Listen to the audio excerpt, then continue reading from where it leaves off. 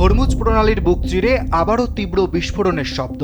এবার ওমান উপকূলে এক রহস্যময় হামলায় ইঞ্জিন বিকল হয়ে মাঝ সমুদ্রে থমকে গেল বিশাল আকার এক তেলবাহী জাহাজ।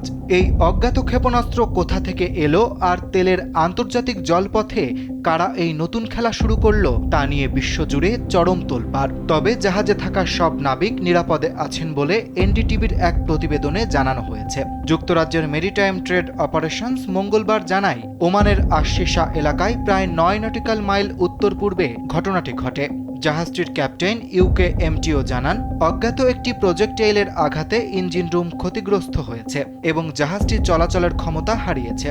তবে ক্ষয়ক্ষতির পরিমাণ ঠিক কতটা এবং সমুদ্রে কোনো ধরনের দূষণ বা পরিবেশগত ক্ষতি হয়েছে কিনা তা এখনো নিশ্চিত হওয়া যায়নি। লোডশেডিং কিংবা ঘরের বাইরের তীব্র গরমে ওয়ালটন রিচার্জেবল ফ্যান থাকলে থাকবে শুধু বাতাস আর বাতাস।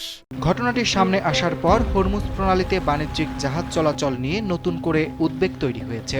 কারণ বিশ্বের অন্যতম গুরুত্বপূর্ণ এই নৌপথ দিয়ে প্রতিদিন বিপুল পরিমাণ তেল ও জ্বালানি আন্তর্জাতিক বাজারে পৌঁছে যায়। ফলে এখানে একটি জাহাজে হামলা বা অচল হয়ে পড়ার ঘটনাও সরাসরি প্রভাব ফেলতে পারে বৈশ্বিক জ্বালানি সরবরাহে।